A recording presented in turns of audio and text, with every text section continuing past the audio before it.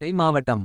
ராணிப்பேட்டை மாவட்ட வழியாக சென்னை பெங்களூரு தேசிய நெடுஞ்சாலை செல்கிறது. இதில் இரு பெரு நகரங்களுக்கு இடையே அமைக்கப்பட்ட தேசிய நெடுஞ்சாலை வழியாக தினமும் ஆயிரக்கணக்கான வாகனங்கள் செல்கிறது. இந்நிலையில் ரத்தினகிரி பகுதியில் உள்ள சென்னை பெங்களூரு தேசிய நெடுஞ்சாலை மேம்பாலத்தின் தொடக்கத்திலே இணைப்பு சாலை மற்றும் நெடுஞ்சாலை தாழ்வாக உள்ளதால் மழைக்காலத்தில் மழைநீர் குளம் தேங்கி நிற்பது தொடர்கதையாகி வருகிறது.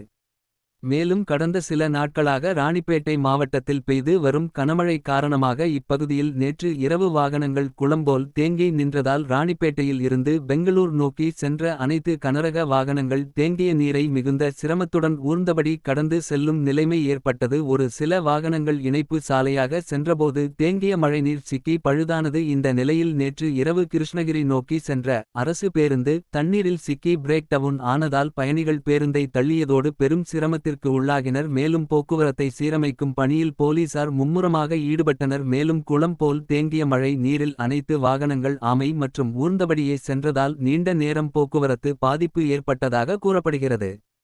இதேபோல் இன்று சிஎம்சி தனியார் மருத்துவமனை அருகே உள்ள தேசிய நெடுஞ்சாலை மற்றும் இணைப்பு இரு சாலையிலும் குளம் போல் தேங்கிய மழை நீரில் இருசக்கர வாகனம் முதல் கனரக வாகன ஓட்டிகள் மிகுந்து சிரமத்துடன் குளம் போல் தேங்கிய மழை நீரை கடந்து செல்லும் அவல நிலை ஏற்பட்டது. மேலும் பூட்டுத்தாக்கு மேலகுப்பம் செல்லும் இணைப்பு சாலையில் மழைநீர் ஆறு போல் பெருக்கெடுத்து ஓடியதால் அப்பகுதியிலும் பொதுமக்கள் மற்றும் வாகன ஓட்டிகள் பெரும் சிரமத்திற்கு உள்ளாகினர். அதேபோல் பூட்டுத்தாக்கு மேம்பாலத்தில் இன்னமும் தார் சாலை அமைக்கப்படாமல் உள்ளதால் போக்குவரத்து நெரிசலை குறைக்க அந்த பாலத்தை அதிகாரிகள் அவசரகதியில் திறந்துள்ளனர். அதன் அருகே உள்ள இணைப்பு சாலையில் ஏராளமான பள்ளங்கள் ஏற்பட்டு இணைப்பு சாலை கடந்த சில மாதங்களுக்கு முன்பு அமைக்கப்பட்டது. ஆனால் தற்போது பெய்த கனமழைக்கு பள்ளங்கள் அதிகமாகி போக்குவரத்து நெரிசலேற்படுவதாக தெரிகிறது.